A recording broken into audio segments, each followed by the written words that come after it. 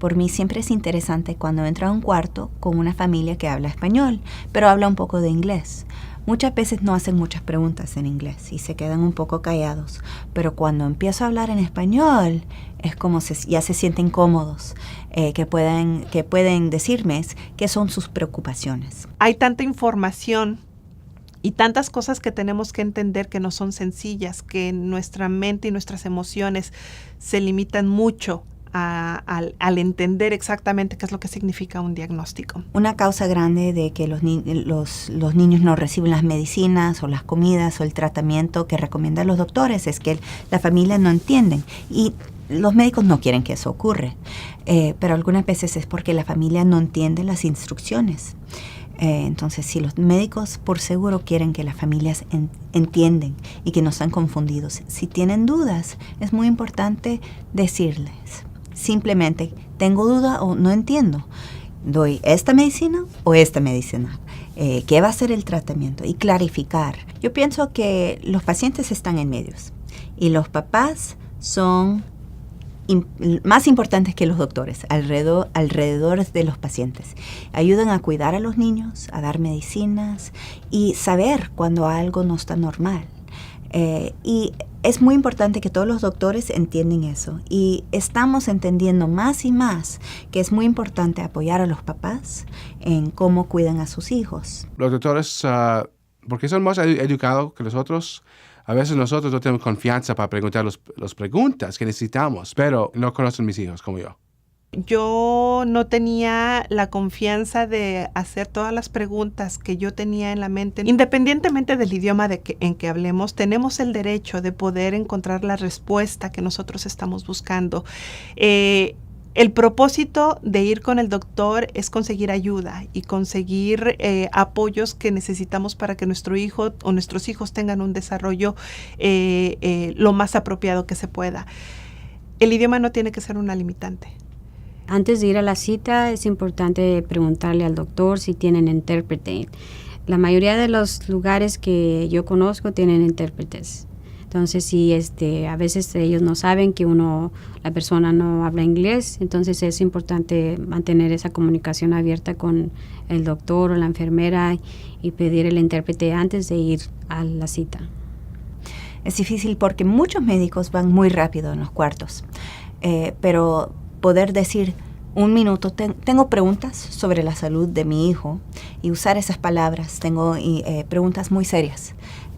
Puede causar que los doctores ponen más atención y van más espacio. Y por eso es importante preparar antes de la visita y de verdad pensar en las diferentes preguntas. Si yo cuando iba con el doctor trataba de ir preparada, tenía alguna lista de preguntas que tenía que hacer, porque luego se le olvida a uno. Vas con la emoción y con tantas cosas que se te pasa.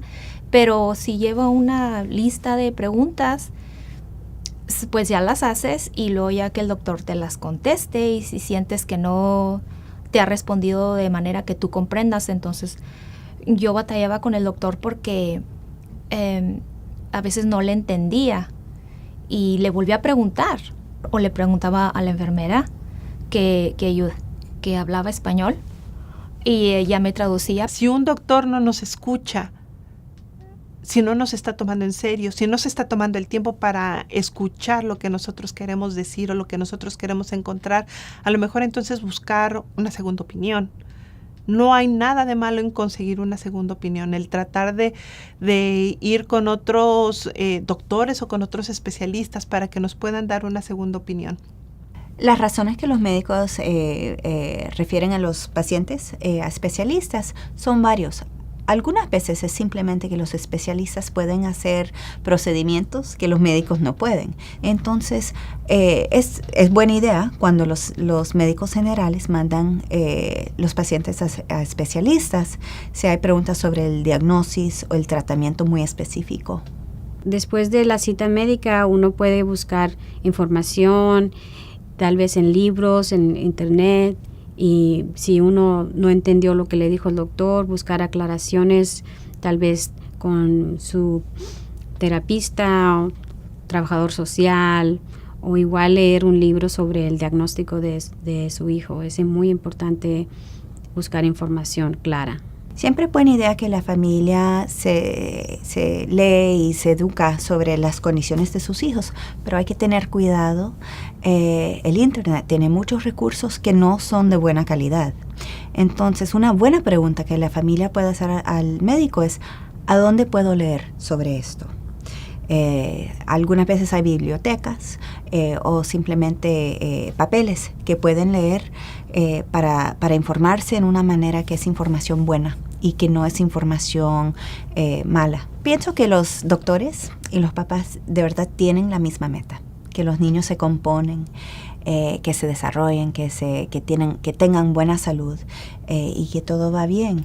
Entonces, si los papás pueden entender que los doctores quieren eso también, espero que eso causa que pueden hacer las preguntas que se necesitan para cuidar a sus hijos.